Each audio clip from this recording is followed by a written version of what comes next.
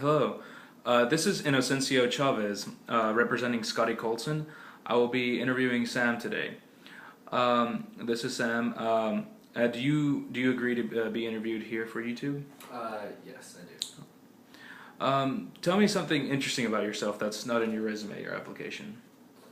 Something interesting that's not on my resume would be that I am interested in not just the few languages on my resume, just Chinese and Japanese, but I'm also interested in other languages, including Korean and German, because I like to broaden my horizons in trying to communicate with various amount of people, not just in a certain community.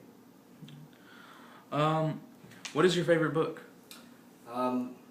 Since my major was in business, my favorite book would have to be Getting to Yes, because it truly went into how a person thinks and how a person tries to make a decision in what they want to do. It is a book about business and negotiation, but it does really get into the process of what makes a person want something, what makes a person choose something over something else that doesn't really normally make sense. So. All right. Tell me about your experience working with kids. You know, about middle school age. About middle school age, I guess my first experience was I was in the swim team, and I did teach a few classes, getting kids started up in the swim team as well. I've also helped teach a few kids as well in a little Japanese program, just basically for arts, like different crafts like origami, just to get the culture of the Japanese culture out to the younger children as well in other various schools. So those would be my experiences. What did you want to be when you grow up? What do you want to be when you grow up? I guess you know. What I would like to aim for is either international, a more international marketing, a more international business, or anything that requires travel. I do like to travel. I do like to visit various amount of people, different countries, and I thought the best route to get to socialize with that many people would be in business and marketing, and now I'm discovering teaching is also a good gateway into doing that as well, as I know a few friends who are traveling the world getting to teach English or Japanese. What got you interested in Japan? Well, what geared you towards towards this position? You know. Well, both of my parents are Japanese, but I was born in America, so I grew up in a Japanese household in an American environment, which was a very interesting mix, and I've never actually lived in Japan before. During college, I did teacher assist the Japanese class to some college students, and I did enjoy teacher assisting the students, teaching them a little bit about Japan, and also during the summertime, some Japanese students came to UAB as well, and which is the college I'm going to, and I graduated from, and it was very interesting spreading the culture to them because they were very interested. They didn't really know much about it, and it was easy for me to do it because I did know both languages. So. What does your family think about you making a 2-year commitment to live in Japan?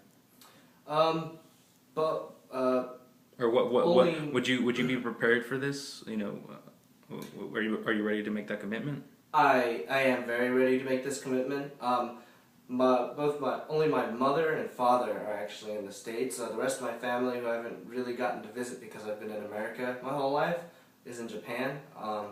And both my parents actually have always wanted to live in Japan with me, but because of work restrictions and other things, they've always been here. So they're very supportive in me going to Japan, and they're going to be very helpful as well. What do you know about Hitachi? I do know that it is a little bit farther north from Tokyo, and it is very close to the Fukushima plant that just got hit. But from what I've been told, it should be relatively safe. It's a nice, peaceful place to go, close to the city, but not too close that you'll be lost in all of the chaos in the city. So. Yeah, I was about to say, if the threat of the Fukushima plant bothered you, is that a problem with you? Because it's not really too close to Hitachi, but does that bother you? Would that deter you from that?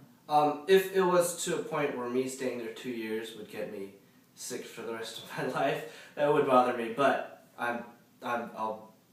everyone's been telling me it's perfectly fine. The levels have been very low, so I'm not worried about it at all. Oh yeah, well yeah, that's where a lot of the people from the like around the Fukushima plant area actually moved into Hitachi because it's a relatively safe place. What do you feel prepared you most for this? Other than what you've mentioned, what do you feel has prepared you for a teaching position like this? Other than the teacher assisting experience I've had at the college, I guess, my mother, she was a Japanese teacher for about 10 years as well, teaching Japanese to American people. So when I was little, she would always bring students in to tutor them, to teach them Japanese.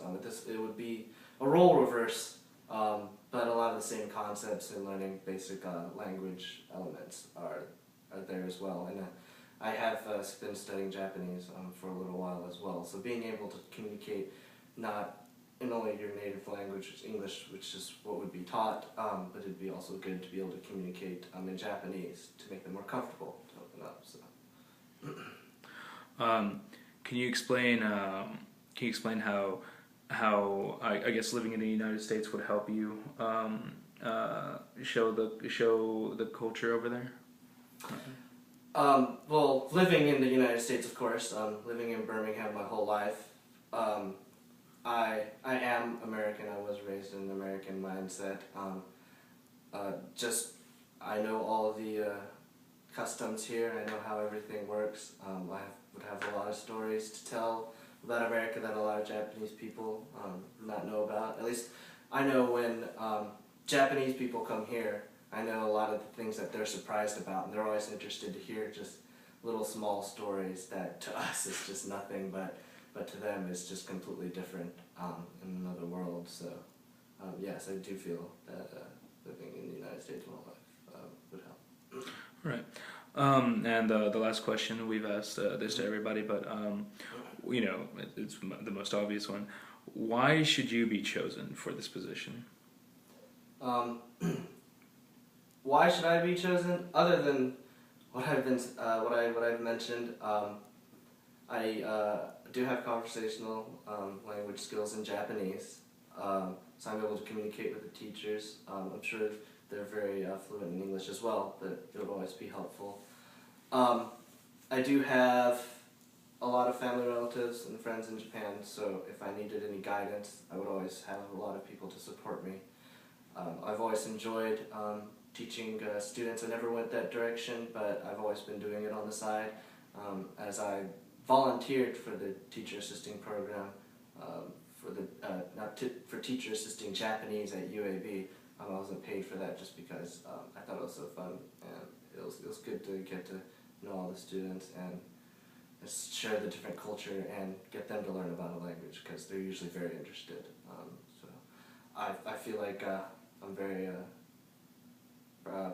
pretty good for the job as I've had the experience and I have the tools to do so as well. So. All right. Thank you very much. Okay, thank you.